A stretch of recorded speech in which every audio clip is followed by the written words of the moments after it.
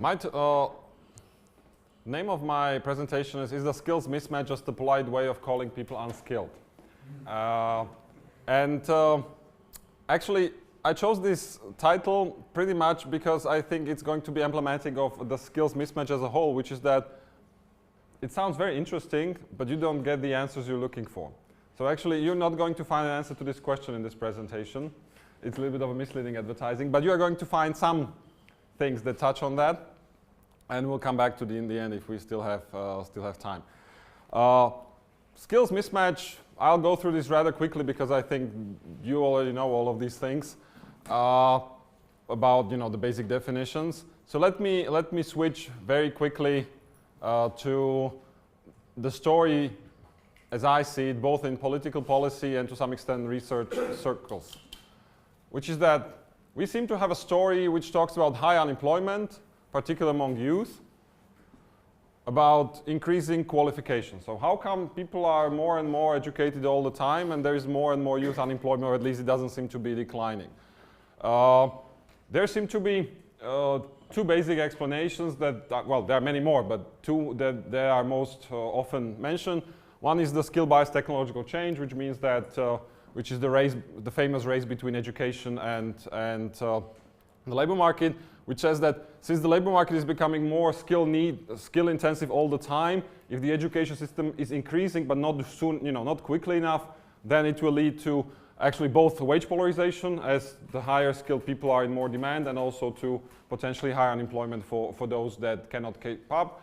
The polarization routinization is similar, but basically what it says is that it's not all moving in one direction, but there is direction towards high-skilled jobs, and then there's direction towards low-skilled jobs, while the middle-skilled jobs are being replaced increasingly either by technology, globalization, outsourcing, or technological change. So it's not so much about everyone moving upwards and those who cannot keep up falling back, but it's about, rich being richer, educationally rich being richer, and the poor being poor, and the middle-skilled people being squeezed.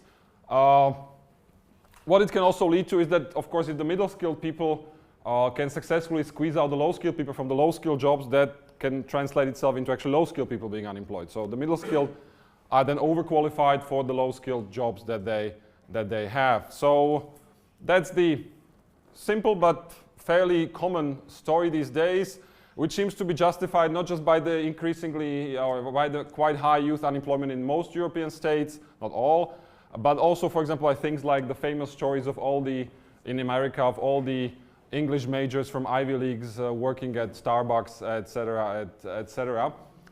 So, as we know very well, no phenomenon gets more covered than the one that touches on the youth elites, because, they are the ones that usually gets the nations and the globe's attention. So, a little bit fine-grained version is about overeducation and sectoral mismatch, which says that yes, there is a high and growing number of tertiary graduates, but there is also growing unemployment of young graduates and apparent signs of overeducation, which is what I just mentioned. And this more fine-grained version ascribes this to people are more skilled, but they have the wrong skills. So, we need more people with mathematics and computers and engineering, while we get all those humanities and social sciences who can tell us all about Jane Austen, but they cannot program shit. So we need to, and then from what follows from that is we either need to close the universities that produce these wasteful and surplus skills, or somehow motivate, push, do something to get the people into the right jobs. Actually, industrial employers like to do this in a different, which is they like to say that the whole higher education is wasteful, and if just people stayed in the secondary vocational education, they could have a ready supply of nice manual workers for about 500 euros per month, and everyone would be happy. So that's the fine grain. And now I don't like these stories, not because there is nothing to them, but I think there is much more to the reality than that. And now I'm going to take you through a tour of research that we have done over the last 5 years that pokes sort of holes into this or complicates it. Let me start by low skilledness. Low skilledness is one of the big policy issues in Europe. There is a big European commitment towards ending people leaving school early. It's one of the top Europe 2020 commitments, and that seems to be one of the biggest problems. However, when we looked at, in this paper, among other things, how actually European policymakers measure and understand low skilledness, You can read the section if you want to. All those papers are online. We actually found that the European policymakers have a very fuzzy and hazy idea of what low-skilledness is. Sometimes it's people who have, primary and lower secondary education, so it's defined by education. Sometimes defined by marginalization, regardless of education. There are many other ways. Basically, it seems to be a concept that fits a problem at hand, but it changes over time, so it's not very useful analytically, or I would argue even politically. What we found when we did this paper was that actually there are different dimensions of low-skilledness by countries, and I'm not going to go through this whole table for obvious reasons, but just to give you some ideas about what we mean is that stigmatization, which I'm going to come back quickly, is highest difference between the unemployment rate of people with primary or lower secondary and the rest. And we find them in Slovakia and Czech Republic, the Baltics, Sweden and UK, not so much elsewhere in Europe. And if you went one by one through these dimensions of low skills, you will find that different countries sort of have different problems. Since I'm a Slovak, I will focus now on the stigmatization, which I like, which basically argues that, let me jump to that and I'll come back, which is the correlation, which is about the fact that if not too many people are low-skilled, then those low-skilled get pushed out of the labor market. In other words, if there are only few people without schooling, then those people are branded as sort of unfit for work. And so the interest in hiring them is actually not related so much to their actual skills as to the stigma that they bear as people who are just sort of way out of line. An interesting way we looked at that across Europe was, we said, in the oldest generation, this was not rare at all. 45 years ago, many people went across Europe to school for just 5 or 9 years. It was rarer, but still not so rare for 30 years ago, but it's quite rare now. So we said, okay, let's look at the correlation between the unemployment rate of these people and their share.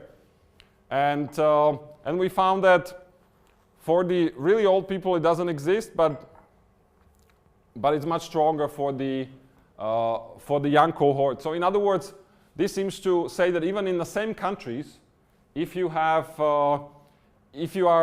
low-skilled but you're young, you're much worse than if you are old, because among the old is not an exception, and you have had 30, 40 years of experience to compensate for that.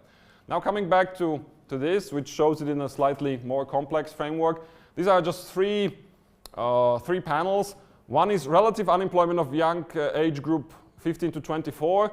This black one is low-skilled compared to middle skills, and this is middle-skilled compared to high-skilled. As you can see, if it's higher than 1, which it usually is, except for this end, that means that the lower-skilled have higher unemployment rates than the people next up the ladder. And you can see that there are huge differences between European states on this. But again, coming back to stigmatization, which is what I showed previously, in Czech Republic, Slovakia, but also in Sweden and UK, you have very high ratios. You have more than 2 to 1, just between the primary skill or low skill and the medium skill. So this is not about the overall population, so the high skill don't even enter that. Whereas, funnily enough, in those same countries, you don't seem to have much of a stigma of middle skill compared to high skill. So it's not like that the skill ladder is steep, equally steep for everyone, but it's very steep for the low skilled compared to middle skilled, whereas for middle skill it's not so bad compared to high skilled. Of course, this applies just, let's say, Czech Republic, Slovakia here, a little bit to Sweden, and then, most other states, they actually converge. So this is just a story of Central Europe, or a few countries in Central Europe. And what we are trying to argue here is that you need to look at specific countries to get the story of low-skilledness there. The same thing is if you look at the same thing for 50 to 59, and suddenly you find that actually the Slovakia and Czech Republic don't lead anymore. I mean, they're still a little bit higher, but they are not so, they are not among the top where you get slightly different states. And if you look at the comparison of the same education level for different generations, again you see that that for the low skilled you get it for some countries, but not for the others. Now, then we look at it from a different level, where we looked at vacancies. So this paper was based on, the previous paper was based on statistical data, labor force survey data, just doing some descriptive statistics and some basic analysis. Then we flipped it and we said, okay, let's look at what are the educational requirements for low and middle skilled occupations in vacancies. We collected from the largest portal in Slovakia a large sample of vacancies for specific occupations. and low and middle skilled, and we looked at sorry, I think there is a mistake here, but I'll explain that. We looked at that, and what we found, and please ignore this because actually this is wrong somehow. This combined two things that don't exist together. We look at the minimum education required, and where basically what you can see, this is ISCO category. ISCO category 5, as you know, is medium skilled 6, and then actually up to 8 officially, and then 9 is the elementary occupations. But these are increasingly, in practical life, lower skilled, whether manual or clerical, occupations. And what you see is that the level of required education is around 3, which in this portal means around upper secondary.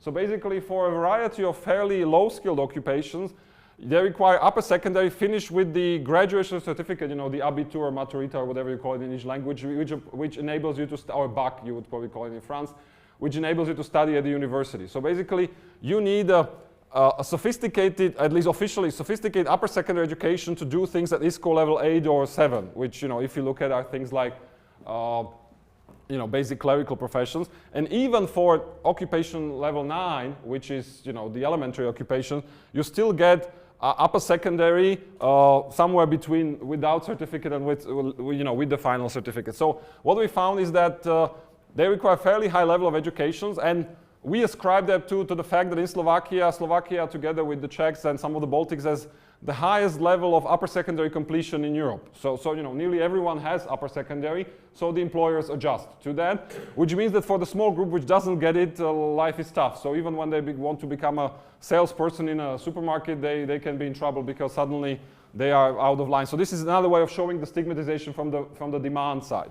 We also looked at, we constructed an indicator which was called a sum of skills, and where we looked at how structured the vacancies are. Basically, are they saying like, okay, you want to be a salesman, just come and do it, or whether they describe, the more precisely they describe, what features you need to have, how educated you need to be, what cognitive skills, what not cognitive skills you need to have, the higher the index. And we found that actually, even for these medium and low skill professionals, it's still fairly sophisticated these days. The types of things that employers describe in the vacancies. So what we said is that there are high education requirements even for low to medium skill occupations. Even for elementary occupation, this is all ISCO 9. So this is the lowest of the low skilled. And this is the mean education requirement. So as you can see, with the exception of cleaner, it's above, it's between upper secondary, which is 2 in this portal, and upper secondary with the academic certificate, which is 3. So as you can see, the mean is between 2 and 3 for everything except courier. So basically, it says to be a cleaner in Slovakia, you need upper secondary. And that's the lowest of the requirement, at least from what the employers are saying in the ads.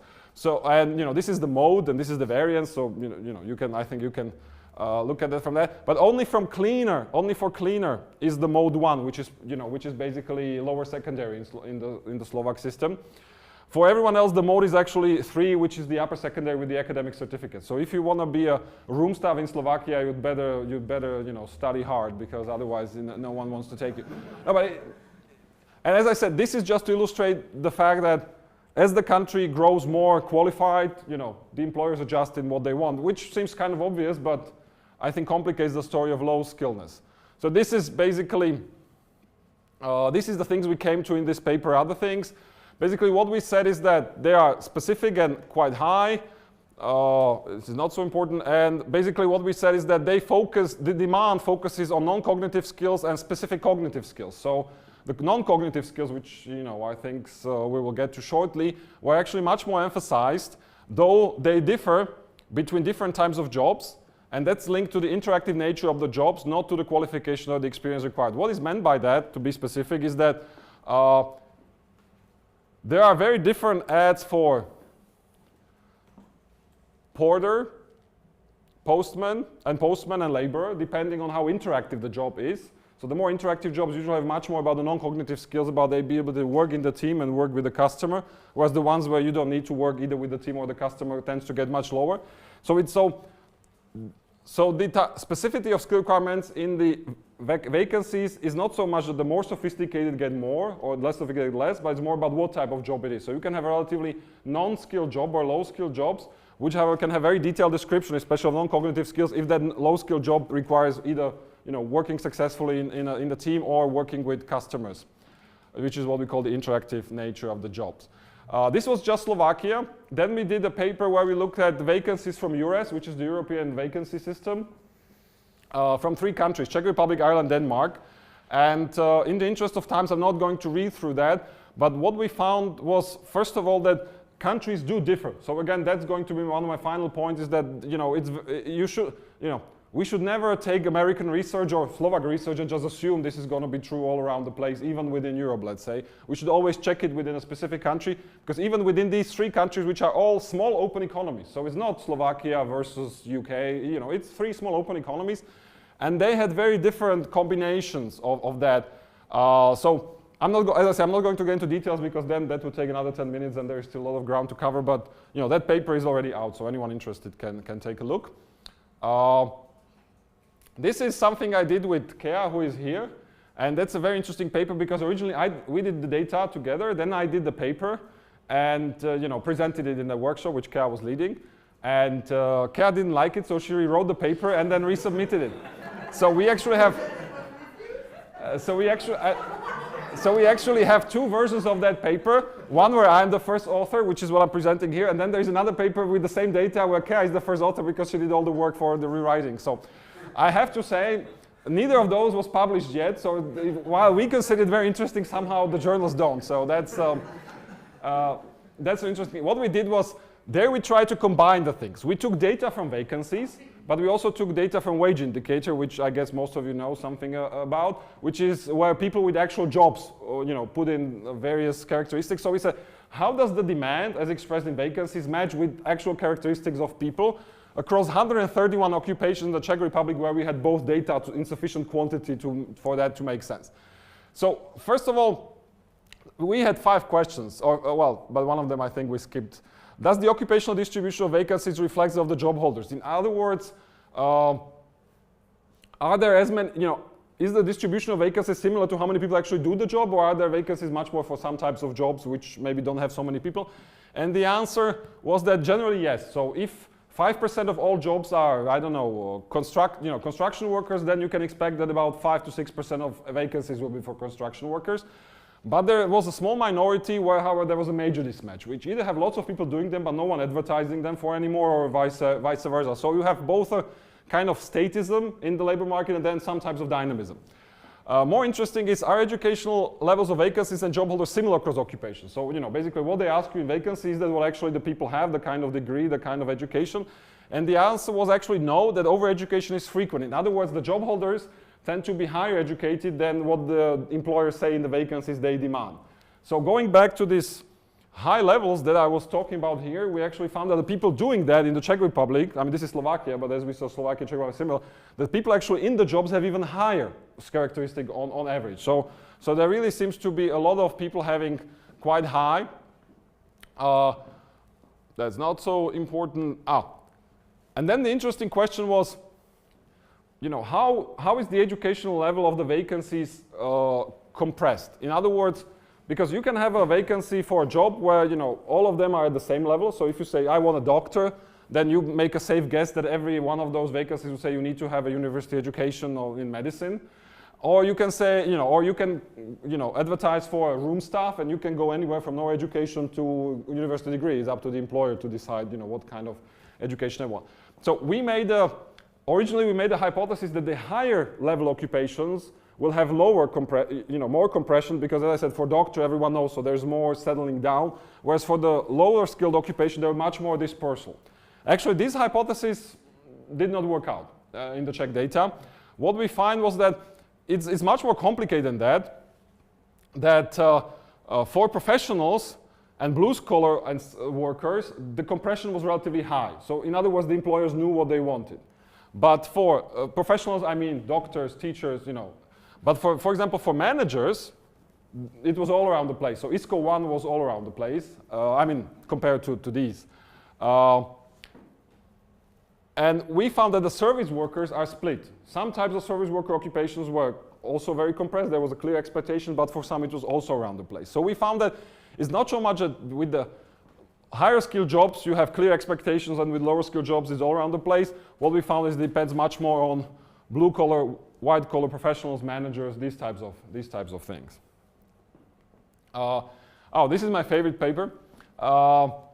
This comes from an idea where basically the question that exists is, why are all these stupid young people studying social sciences if everyone knows it's with the IT and math degree that you get the best money? I mean, are they either stupid or just they have post-material values, etc.?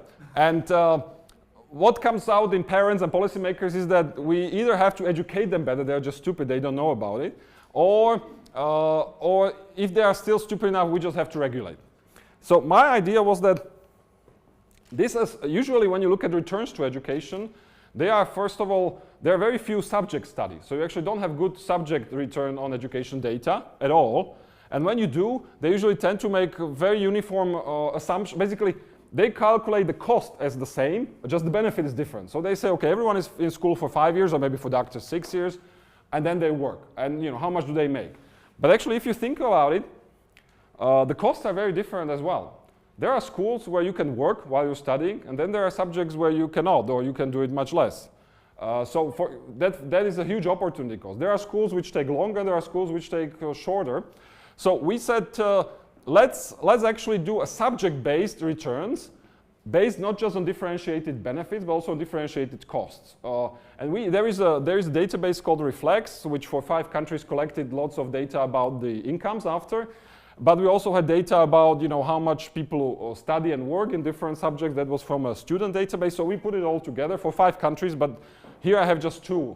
I'm very rude to my host because I didn't include Hungary, which is in there, but I just, being now smashed by the Western European centricism, I now tend to present these more because, the Western Europeans ignore the Eastern European data, but the Eastern Europeans look at the Western European data. So if you want to be popular with everyone, you go with the Western European data. So there is no Hungary, Poland, and Slovenia, which are the other 3 countries, but I'll be happy to share it's on the web. What we found was actually that it's much more complicated. This is male, women, and men.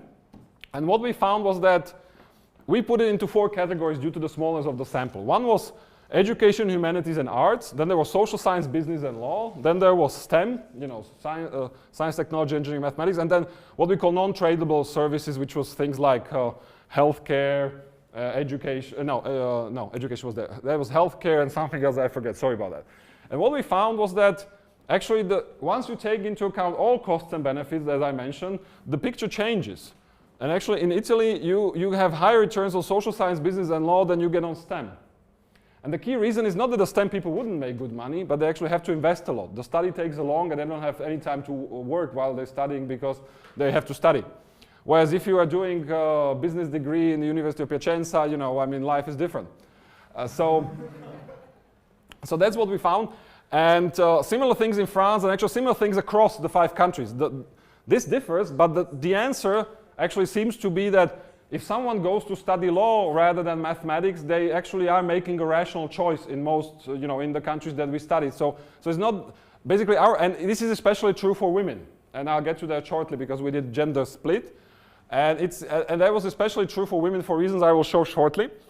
And so what we said, the point of our paper is that if the policymakers are worried about people not studying enough STEM, then they should try to change this cost-benefit function rather than say that the young people are stupid. So that's the basic message to that.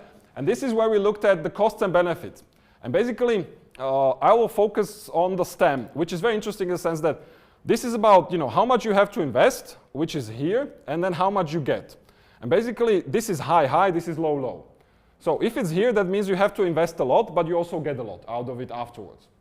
And we found that STEM is generally in this quadrant, so you have to invest a lot, but you get a lot afterwards, except for women.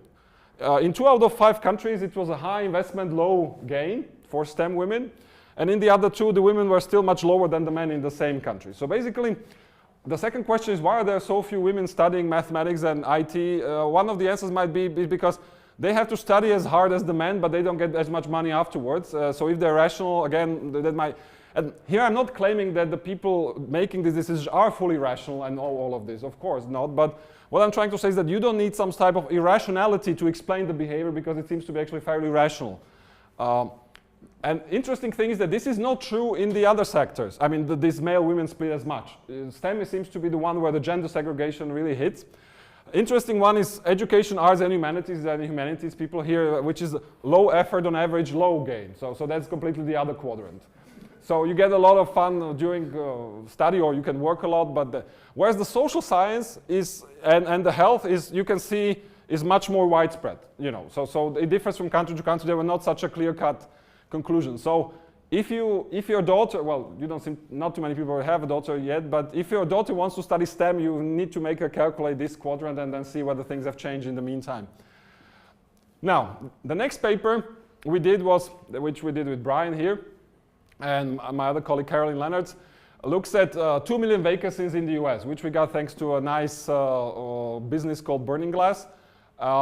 And this is 2 million vacancies. All the vacancies in the US they could find for 30 most frequent occupations. So basically that covers what's really I would say the core of the US labor market. So I would say it's pretty experienced. And what we looked at the demands. And I'm not going to again read through all of that, but again, you get a lot of experience, but even that you get a lot of specific formal education requirements. In the US, they start with high school. So basically, they ask, are you a graduate of a high school, which is upper secondary? Anything below that is no education from the US point of view, or from the US labor market point of view.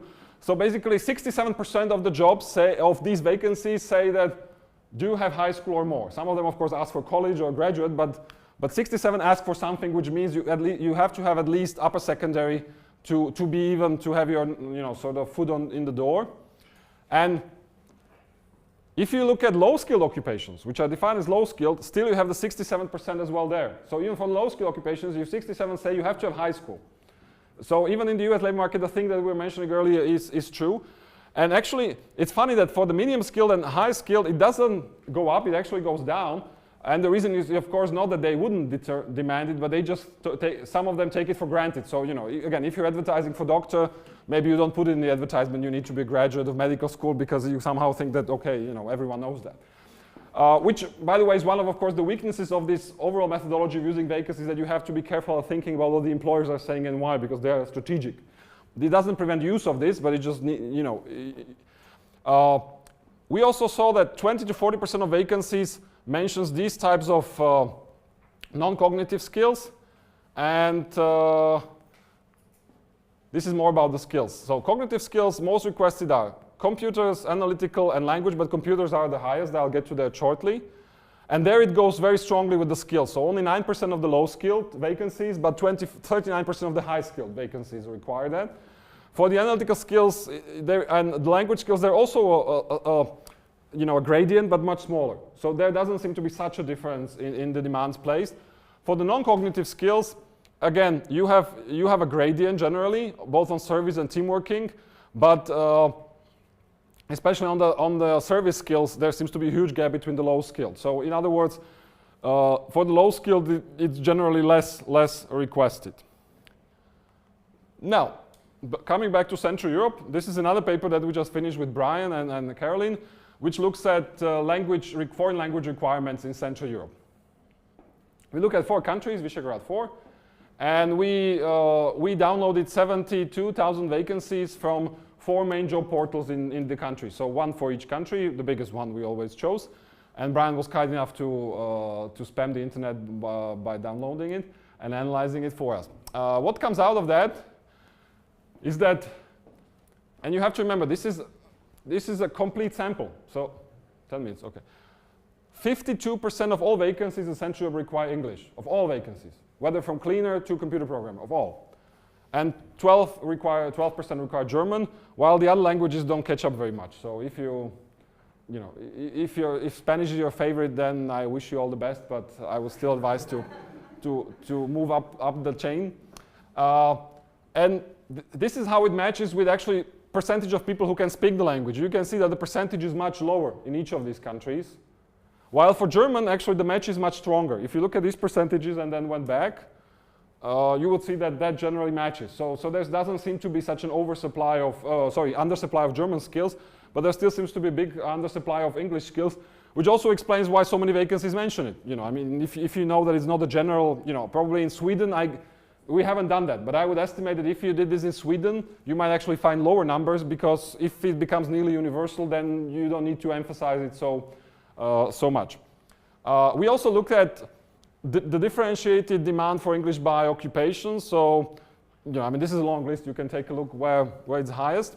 And as you can see, for English, it's a little bit of a status thing. So we even did the calculation for Czech Republic and Slovakia. We have the wage indicator data, and we found that English is associated with higher wages, ceteris paribus. So that's the kind of high status things, whereas for Germans, it's not. Because for Germans, you have things like buyer, welder, you have also industrial engineer, but you also have things like assistant or electrician. So German is a much blue-collar thing. I mean, not exclusively so, but much more blue-collar thing than English in Central Europe in terms of the demand.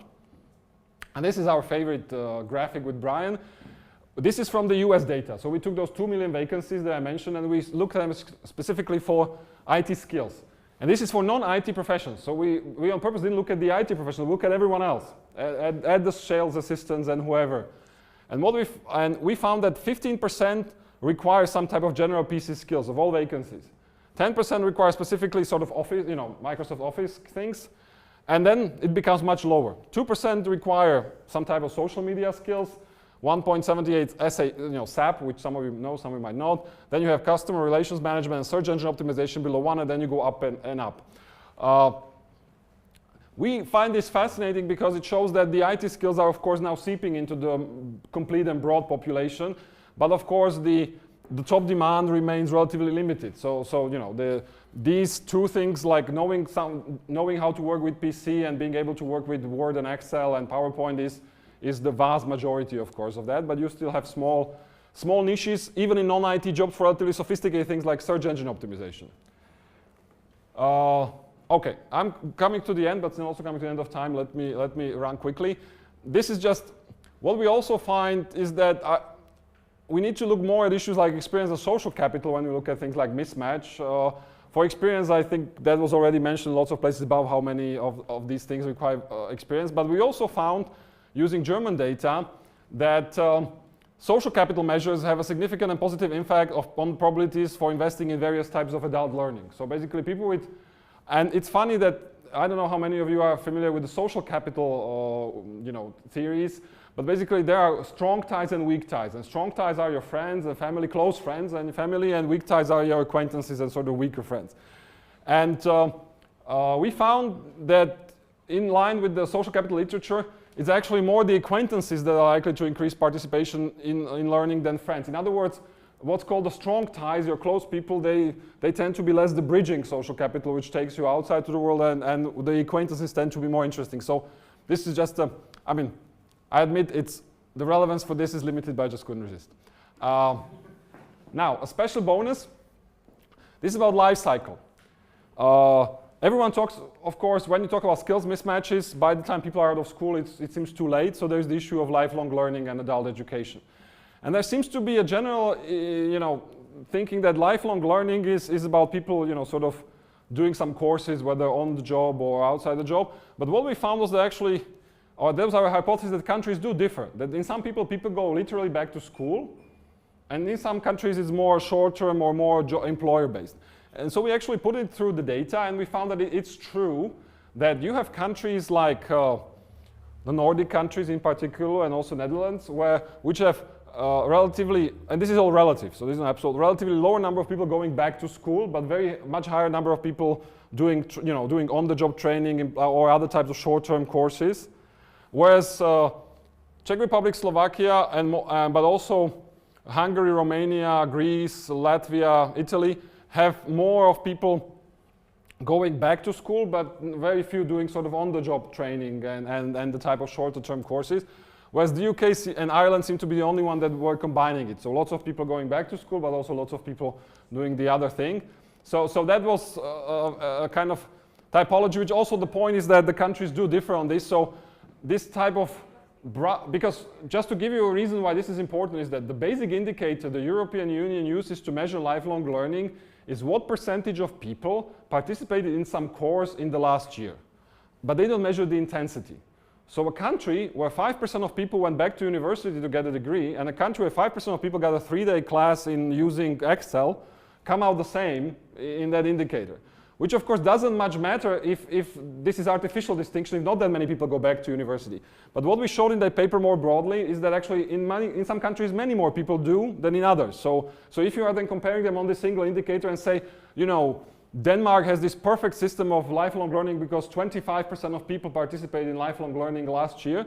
What we found was that that's true, but at the same time, you know, they have high on this dimension, but they are the lowest on the other dimension. So there's no, I mean, to overestimate it, there's no one in Denmark going back to school, which I'm not saying is good or bad, but if you want to understand the lifelong learning cycle, it's good to know that Ireland has nearly the same on-the-job training as Denmark, but it also has a lot of people going to university, which to me seems to be a more interesting combination.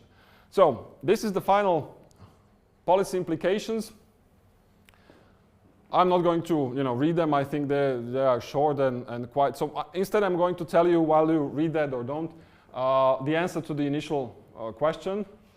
I personally think that skills mismatch is in most instances a polite way of labeling unskilled people. I mean, unskilled people in terms of what I would call the real skills. So since we have, since we have a lot of qualifications inflation in the system over the last 100 years, I should say. I mean, it hit the higher education of the last 30, but it happened before with others. You tend to have more people with a piece of paper, but it actually doesn't mean in many cases that those people have more skills. So if no one wants to hire, you know, like we had and that will be the last thing, we had a famous case last year in Slovakia where a company which was hiring really a medium-skilled job put out an advertisement and said, it's a job for university graduates or even an upper secondary graduate, but graduates of these universities need not apply. And they said social work and some, I don't know what it was, social work, marketing or something, I mean, I don't know. And when the journalists called them, it became a viral thing in Slovakia. The manager said, look, we don't want to discriminate against anyone, but we have a lot of these people coming in and they have no education, which is better than secondary educated people, and they have much worse motivations and much higher requirements because they think that the diploma entitles them to something even if they have no real skills. So we would rather not waste time with them in the interview process. And so that's what they were doing. They were basically saying these are unskilled people or people at much lower skill.